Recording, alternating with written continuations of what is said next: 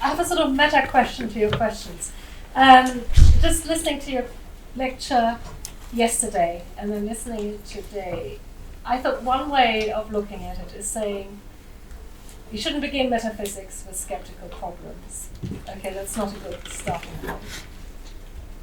And the response being we should see how problems arise through looking at things to some extent. Okay, so we, and in a certain sense, so then problems arise because they matter to us. Like I'm looking at the brain, and suddenly they're the paradoxes in what I'm actually looking at, and I go from there rather than with the assumption, I've got physicalism, and then therefore I need to. But if that's what you're doing, then the first question that you raised yesterday, so I'm sorry, if that's okay, I'm going back to yesterday, is to some extent, there you try to say that certain questions are right questions and certain questions are wrong questions. And the wrong questions were sort of questions which you felt didn't make sense, like, for example, brain in a vat. Well, how could a brain in a vat really survive? Nobody really says so. You talk about vitamins, completely abstract, stupid. Or you have to transport a thing, really interested just in identity. You're not really interested how really consciousness survives. So it's so abstract, so we can dismiss them as being irrelevant. But it seems to me you need to have a bit of a stronger claim there, because if you want to dismiss skepticism on that basis, then you would really have to say why skepticism doesn't work, right? So why is it really that the brain in the vat thought experiment doesn't work? And I don't really think you need to say that, because what you're really trying to say is that you're interested in how problems actually arise through experience. I'll just leave it by that. I hope that makes sense. Okay, thank you. Actually, I think maybe I didn't express myself clearly enough. My view is that skeptical questions are perfectly fine, and that we can't dismiss the skeptical questions simply because we haven't worked out all the details of the thought experiment. I think that would be a mistake. So skepticism is one thing. My view is that you should not let your metaphysics, if you're having a theory of mind or a theory of time, you shouldn't let that be dominated by skeptical questions. So I said that my conclusion was the only sense in which a zombie is possible or conceivable is the sense in which the problem of other minds is conceivable. Now, someone might think the problem of other minds can be refuted by Wittgenstein or something, and I think, Anita Avramidis, for example, thinks that there's some deep conceptual problem with the whole setup of the problem of other minds, and that's fine. I wasn't assuming that. I was assuming it's a perfectly good philosophical question in epistemology. It's just that it's not it shouldn't be part of the metaphysics, and that's why it matters how much detail you put in. For the purpose of the brain in the vat, you don't need to put in any detail.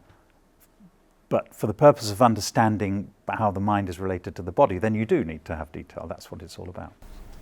But is my question right that the second paper is showing really that problems? So you begin with, so you do the reverse.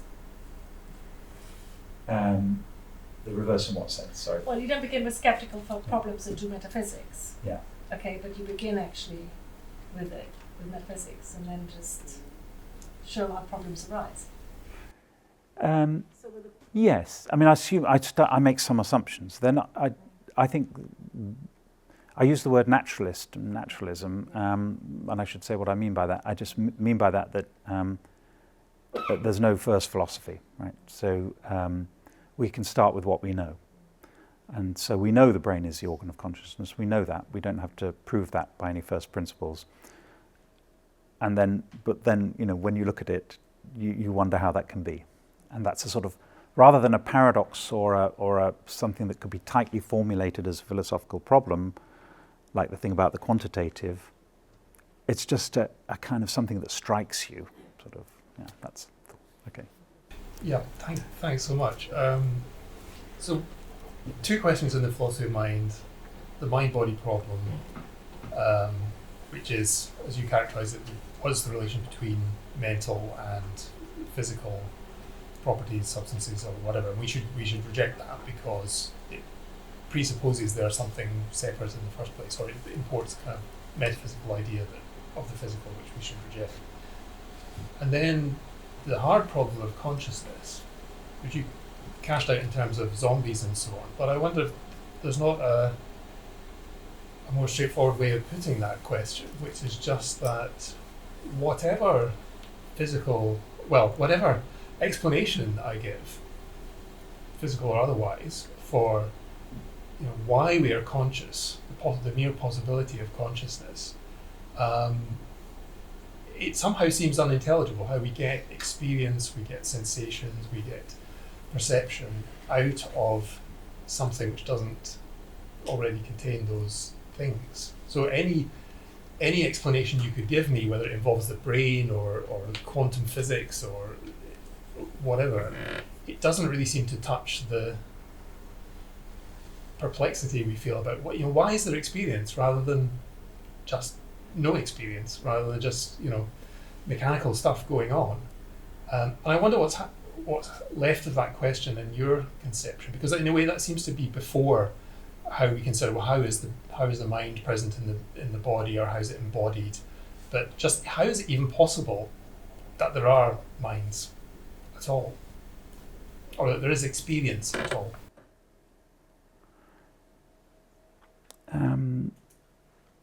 Yeah, I don't want that question either. How is it possible? So I think that's a sort of transcendental question, and I'm trying to evade questions like that. How is it possible? So I start from the facts that there is consciousness, and that we are conscious. And other creatures are conscious. Other kinds of animals are conscious too, and these are things that we know. Now, the way you put it was before you said how it's possible, you said, well, any theory that anyone gives seems to be inadequate, because it seems you can still raise the question of whether this does really explain consciousness. Now, I think that sort of thing is what we need to dig into and see what we're asking there. I was posing here something much more primitive, which is just the reaction that this Lucy Powell had, who's not a philosopher at all, and doesn't think in terms of how things are possible. Well, she does actually ask, how can we be? How can it be? How can this be? Which is a very kind of intuitive, natural sense of puzzlement about this being the brain being the organ of thought or consciousness. And then I'd stop there with that, and then I'd say, now we need a framework within which we can understand how it is, not so much how it's possible, but how it's actual. So I think I'm starting with less. I think the how possible question is one I'd like to treat with some skepticism. Does it? Sure. I mean, maybe another way of asking it is just why is there consciousness? It's a bit like the question of why is there something rather than nothing. Yeah. Maybe necessarily there's something. Maybe there's always been something, but it's why is there consciousness and not just dumb mechanism? Yeah. So then we'd need to break that down and then ask: are we talking about how it could have come about, or how we can speculate how consciousness might have evolved? That's the way I would think about that. I mean, I don't think you can actually. We can't actually answer that question, I think, but we can speculate about how it might have come about, and that could start to make it more intelligible to us. Yeah. Why is there something rather than nothing? Was it Sidney Morgenbesser who said, if there was nothing, you'd still be complaining? I had a very similar question to Keith's, but I'm going to try and push it a little bit harder. So my impression from the two lectures just together is that, if you think dualism is something nobody believes or should believe, or whatever the exaggeration actually is, and that's what we should say about dualism, but about physicalism, it's something we don't understand. Well, the conclusion I would draw is that obviously we should then go with physicalism. because if we, it's better that we don't understand it than we don't believe it. And it seems to me that there's a sense in which I would like to interpret you as basically saying that by rejecting the substance type questions, because it doesn't strike me as like completely true that those questions are irrelevant to the mind-body problem, because if you're a dualist, you need a transactional answer to that question. If you're not a dualist, you need a non-transactionalist answer to that question. And that, you're headed to the races in different ways. So if you're Dave Chalmers, you do it in this way. If you're not, you do it in another way. So it does suggest different types of explanations, different types of understanding. Either there are souls or there are not souls. So I find it a little bit hard to understand how you can make the strong claim that it's going to be irrelevant. But I still understand that the point that you're making, where it's not clear that they're as necessarily connected as some people are assuming. Is that the correct interpretation of what you're saying, or not? Is my question, I guess. Well, irrelevant perhaps is an exaggeration. Right. Okay, so that's part of the exaggeration that won't be in the finished written version. The finished written version will be qualified into boring, deadening philosophical prose. But the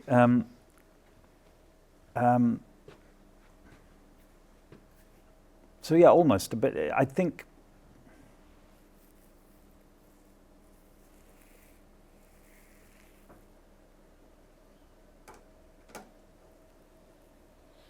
So I do think that this thing about how many fundamental kinds of things there are is what's driving people. People say, people who don't like what I say, they say, but surely you must answer the question: is everything made of the same kind of stuff? Well, I could answer that question. Yeah, everything's made of atoms or something. Things that are made of things are made of atoms. That doesn't solve the question.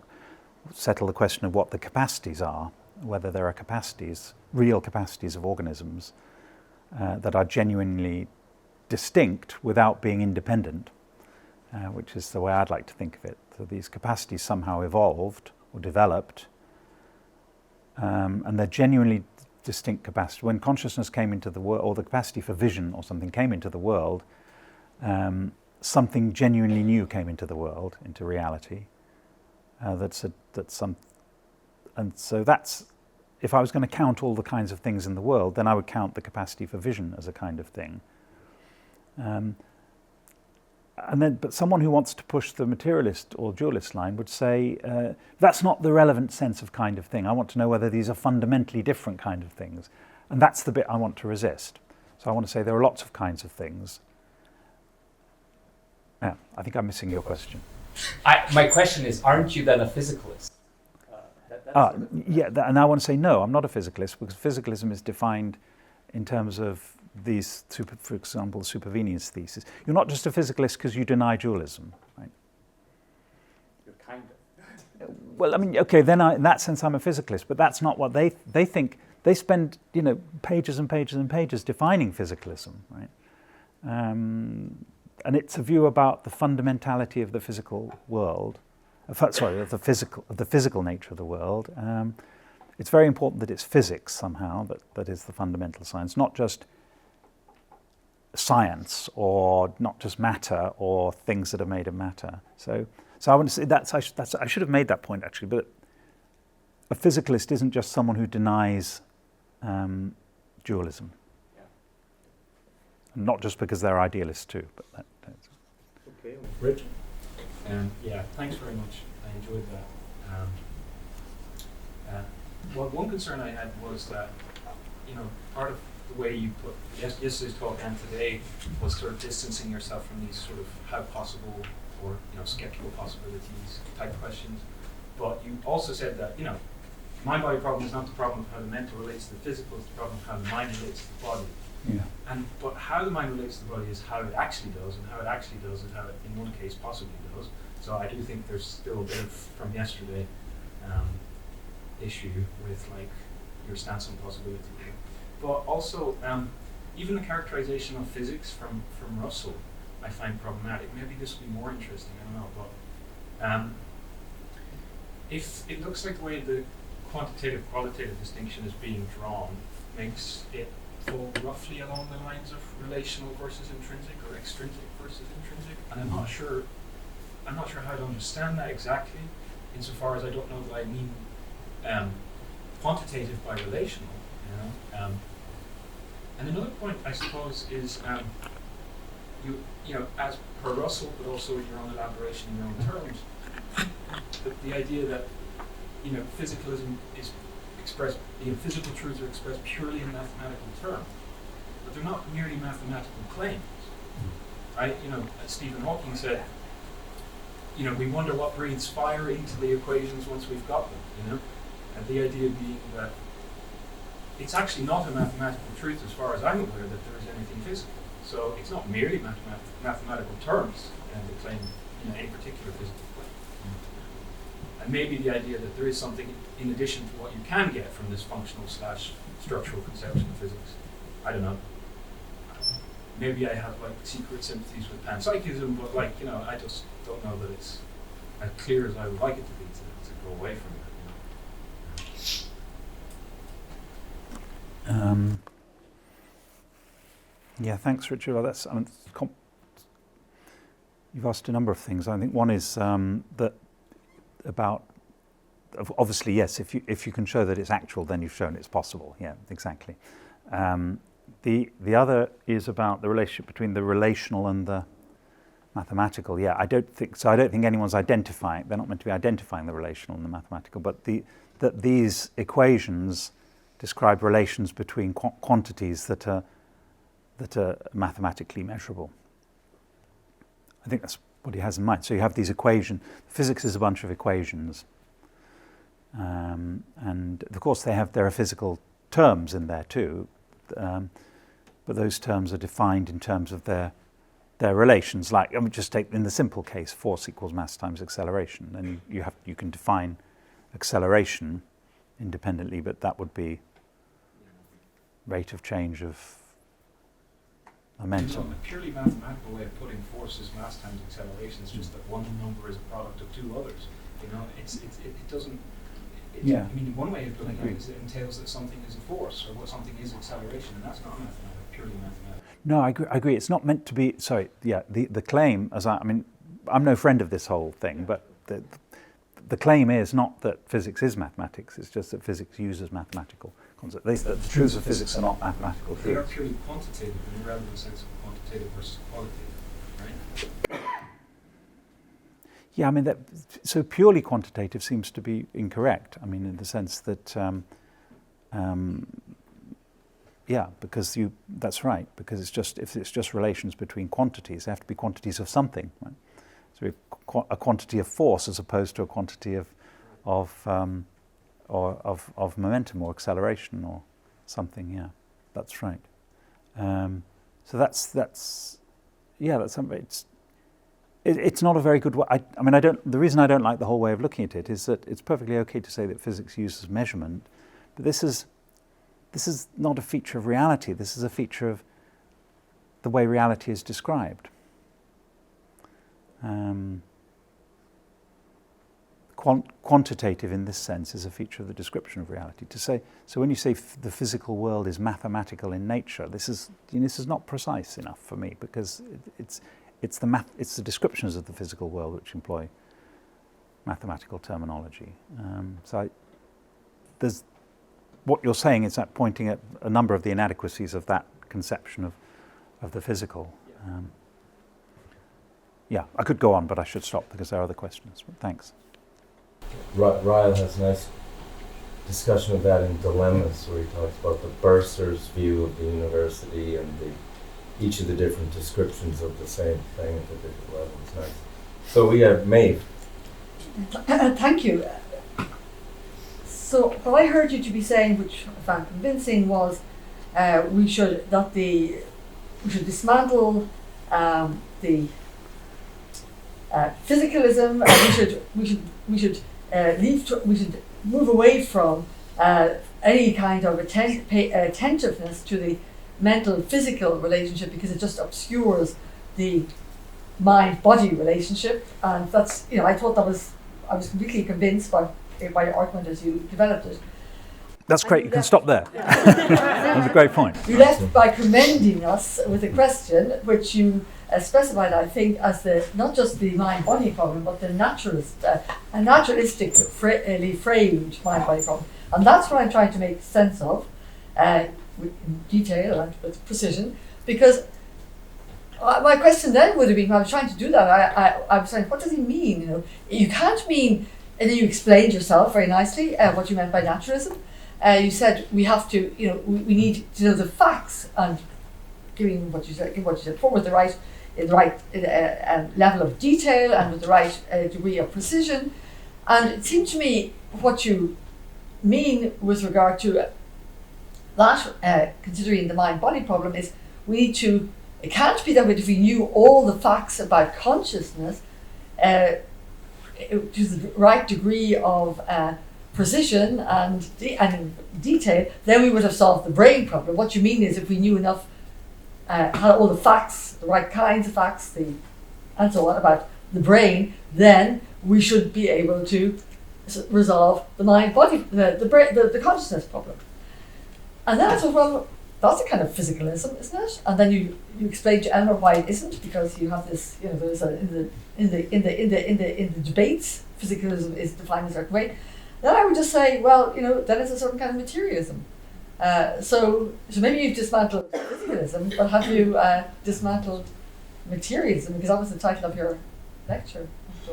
Yes, I use the word materialism in it's the on title. the poster, I think.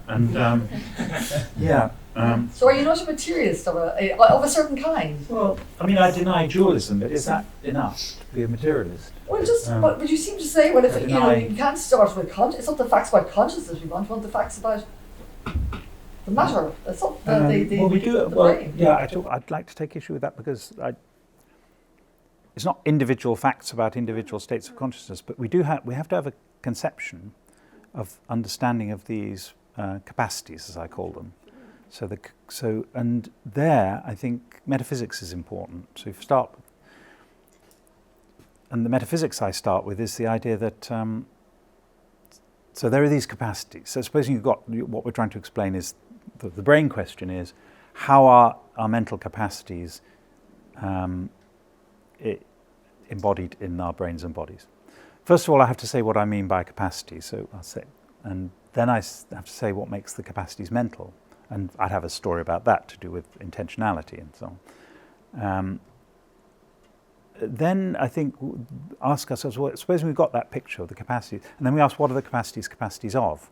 And my answer to that is that the capacities of the organism.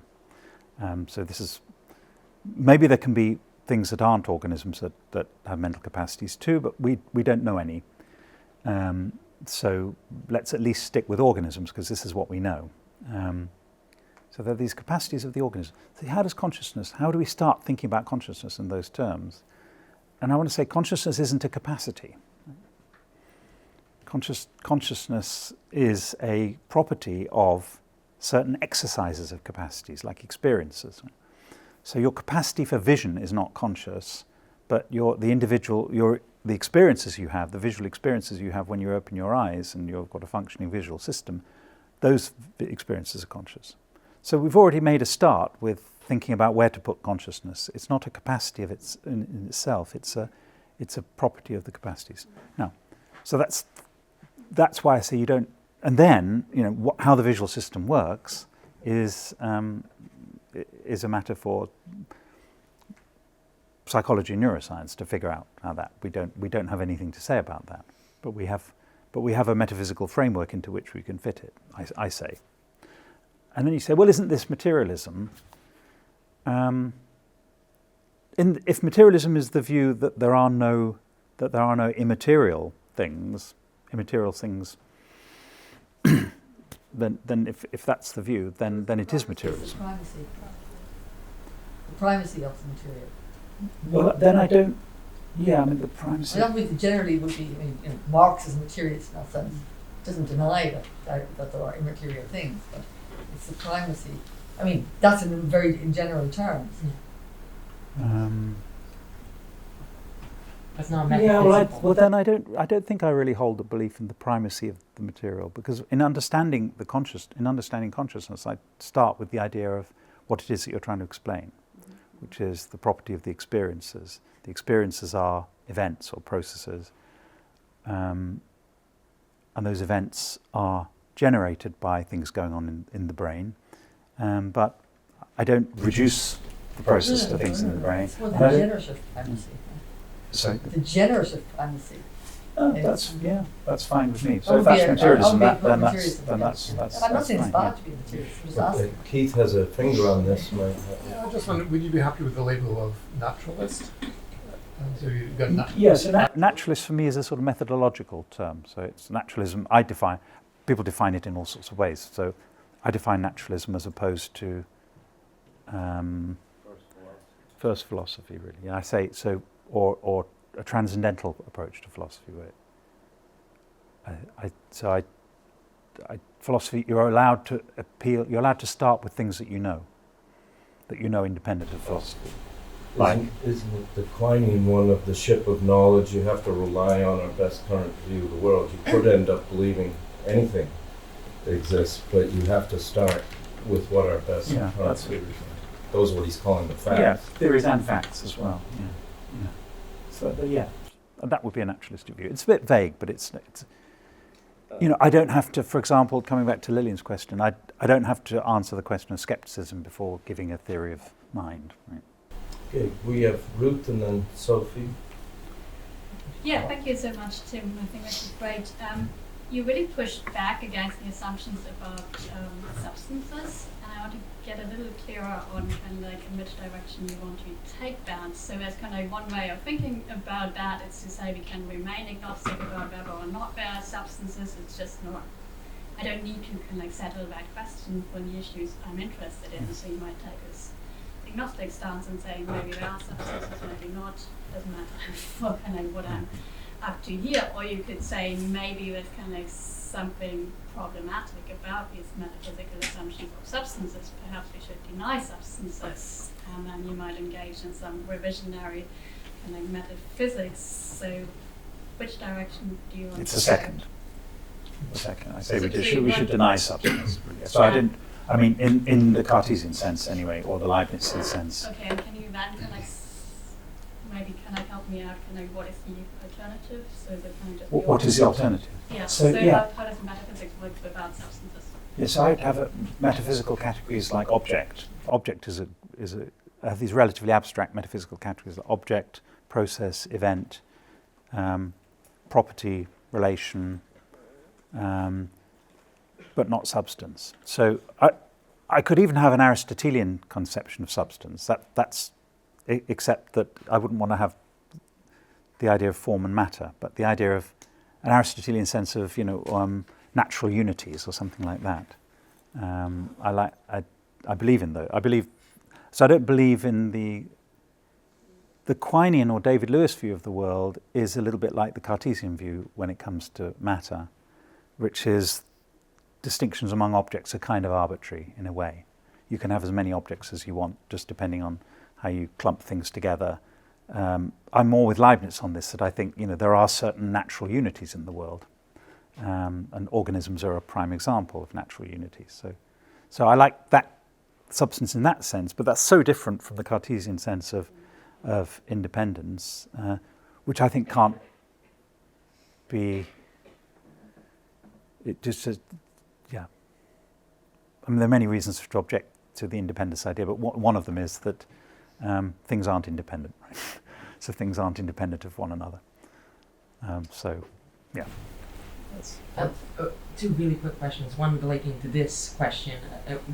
Could you very quickly, it's a horrible question, could you very quickly define what you mean by metaphysics? Because from what I've seen, there's broadly two things people mean by metaphysics. And it's either reality at its most fundamental level, independently of the subjective, or it's the very most basic categories and structures of perception itself that we can't escape. So, which would you view it? And then I have my actual question. It's it's neither of those really. It's what I mean by metaphysics is just it's the most general investigation into reality. So it's not specific to metaphysical categories are the most general categories that we use to understand reality. Yes, but are those Category like categories, objects, for example. subjective, or do you think they have independent validity beyond the subject? The second. Okay. Okay, now for my actual question. I was really taken back by the metaphor, or the analogy, or the example you give of the woman looking at the brains and going, how does this work? And I think what it does is it lays bare the kind of existential roots of this question. It's not a question that comes from value-neutral observers. It's a question that's very existentially loaded. And I think one of the reasons why it's very existentially loaded is because I think a lot of people have misconceptions of what consciousness even is. So we take it to be kind of a unity, but I think we should maybe deconstruct that idea of it being such a unity. I don't know who, but someone here asked, why is consciousness? And I think actually that's a fairly easy question. Why is consciousness? Conscious creatures can have faculties that help them self-preservation, preserve themselves in a Darwinian sense that less conscious creatures don't. So mammals need consciousness in order to be mammals.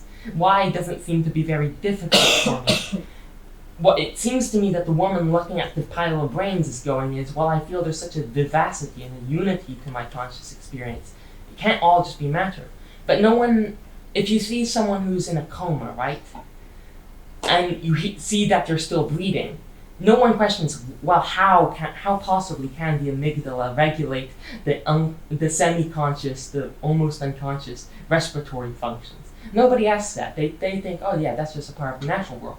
But when it comes to like the loftier levels of consciousness, everyone suddenly, it might just be an inflated sense of self-worth. Is there really actually an issue, or is just a totality of very subconscious activities that brains do as part of self-preservation, like heartbeats and all of that, creates an illusion or a feeling of unity that we call consciousness? I'm sorry, that's a very odd and long question. A huge question.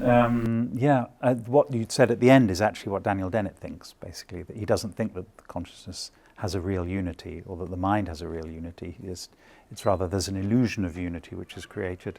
The illusion is real, but the unity is false. That's Dennett's view, yeah. So, yes, I think you're right, that it is a kind of existential feeling that you have when you look at this and you think, how could this be? But then I think you can abstract from that, and then you can think of it more theoretically. On the question of how consciousness came about, the reason I think that this is an impossible question to answer is it would never have the evidence. We'll never have sufficient evidence to know whether consciousness evolved, because we, as Jerry Fodor once put it, that cognition and consciousness are too soft to leave a fossil record. So there's no fossil record of the brain. There's fossil record of skull size and things like this, but that's not enough to get any serious hypotheses. But the thing you said was that consciousness is effective in regulating the organism's interaction with the environment. Something like that. I'm sure that something like that is true. It's just I don't think we'll ever know it as a scientific fact. So I'm a skeptic about what you can learn. What you can learn is actually an evolutionary adaptation, just because there's a limitation on our evidence. But although it's a very plausible conjecture. I think it might be useful to distinguish. I know. We have three lined up. Four. But it might be useful to distinguish. What? You should wind up soon. We're only going an hour and a half tonight. So. Yeah. Yeah. Okay. Well, I want to get the three that have been waiting. Yeah, I'll give short answers. Waiting patiently. Oh, you can give them. Good. So we have the blue jacket, and then here, and then up there. Thanks. This is a little bit of a follow-on now, but so I was on board with what you said, particularly about from Chomsky and the idea of this being sort of a metaphysics of the 17th century mind that we carried. But then when you got to the end about the questions that we're left with, I struggled to see how we weren't maybe falling back into that. I was worried that you were maybe falling back into that, especially in some of the answers you were giving to Keith. It's like, you're talking about capacities, the questions that we need to answer, things about mental capacities that we have and how they're embodied. And you said something like an experience to be, capacity, exercise of capacity, exercise to an experience. And then you said something about consciousness as this property, this further thing on top of it. And it just sounded a bit more like, I wasn't sure what we're supposed to be adding there. When you say something like consciousness is this thing, it almost felt like there was this implicit assumption of some type of metaphysics. Does that make sense? Implicit assumption of what sort of metaphor? What do you have in mind? Of a sort of 17th century Cartesian metaphysics, where there's this other thing on top of the experience that is consciousness. No, I say consciousness is a property of the experience. Experiences are conscious occurrences, which are the result of the exercise of your mental capacities. That's the view. Some exercises of mental capacities are not conscious. Yeah. They're not experiential. That's right. All experiences are conscious. So what do we gain by saying that this experience is conscious, or the experience is the property of being conscious? I'm just not sure what explanatory work is doing. It's not really doing any explanatory work. It's just meant to describe the phenomenon. It's a proper. So, but I mean, you're right. I agree with you. All experiences are conscious. So the experience of remembering something, and the experience of feeling a pain in your foot. These are both conscious experiences. It's not that they're experiences and on top of them there's consciousness. They're just conscious experiences.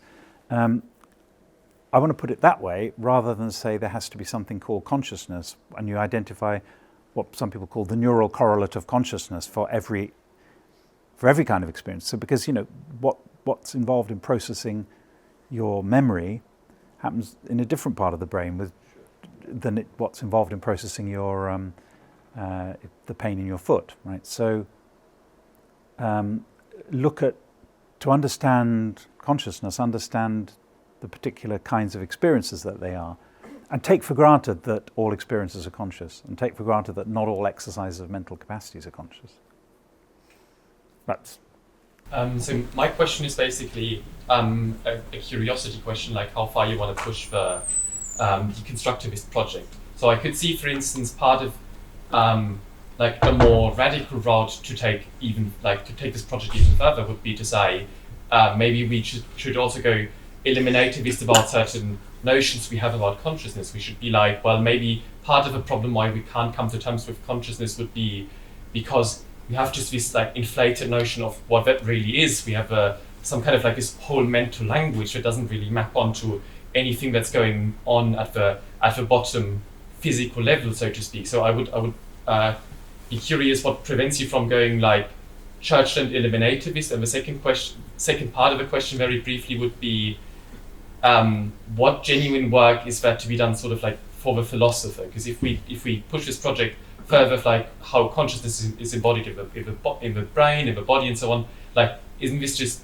what neuroscience is all about? Like, so what I mean, except for like that we provide some conceptual clarity, like what genuine philosophical work is left for us? Yeah, thanks. I think on the eliminativist thing, I think I just think that whole way of thinking rests on so many disputable assumptions, and I think I just wouldn't want to go there. I start from the idea that we know that each of us is conscious, and that we know that we have thoughts and experiences and so on, which what they call folk psychology, or the common sense psychology, the common sense categories that we have, like belief and desire and all these things. Not each of these may be real. It may be that we have too many words for things, and that we don't have words for every single thing that we need in our minds. But our mental capacities are real, I say, and they're as real as the brain, and they're different from the brain. They're realized in the brain, but they're different. So I reject that whole approach. We'll talk about it later if you want. To the second question, so why isn't this just neuroscience?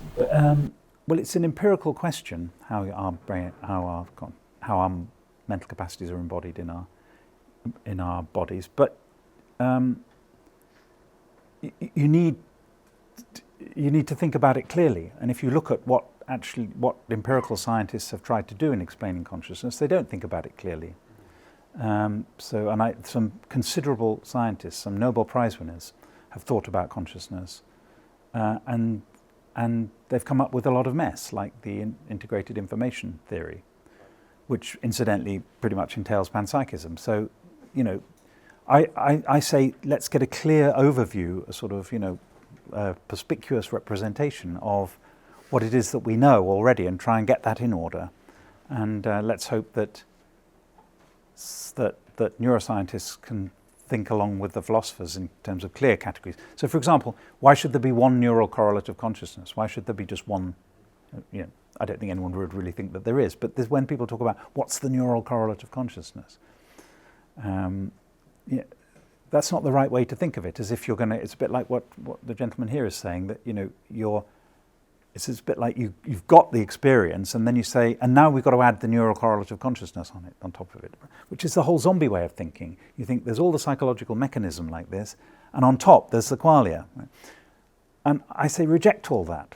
Reject that way of thinking. Thanks. Okay. Oh, sorry. So we're a couple minutes past time, but can you keep? You're okay? Sure. I'm conscious of time. I'll be really quick. Oh, okay. Yeah. I was wondering, for maybe future prospects, or if you're open to other humanities disciplines, so instead of philosophy, maybe dialoguing only with topics of science. Why not like history or sociology or anthropology? The reason I ask is if you're interested in the brain generating consciousness and its body, the body is enworlded as well. Are you open to exploring if consciousness is outward and it's shaped by the world, so you have mind-body world. Not that you need to define the world, but let's just say it's something like culture. Certainly it's shaped by that. I mean, we don't all speak the same language. We don't all speak the same accent. We don't all have the same sense of humor or same social conventions. So consciousness, it's in this kind of dynamic relationship with the world. I don't know if you're interested in, or if that's too broad of a question. So consciousness is embodied, but it's also in the world. Question. Yeah, very, very brief answer. And there is one thing which I think we need to get right, which is the fact that if we're starting with a philosophical understanding of the mental capacities, then we have to be very sensitive to the fact that we are doing that in a particular language, in a particular historical culture, and we need to be aware that not all cultures think in the same way, so a proper understanding of the initial mental phenomena that you're trying to understand would have to require, a knowledge in anthropology, for at least, we don't even think the same way, obviously, in this room. No, but I'm thinking about things like, whether they're all this huge vocabulary we have about, things like hope and expectation and all these things. We shouldn't assume that these are all, this is cutting the mind at its joints, so to speak. I think, but there's lots more to say about your question, but perhaps we could discuss it upstairs. Yeah. And there's probably more questions people have, but you can come up to the 5th floor and we'll be chatting. You can ask Tim, but it just remains to thank Tim Crane for his time.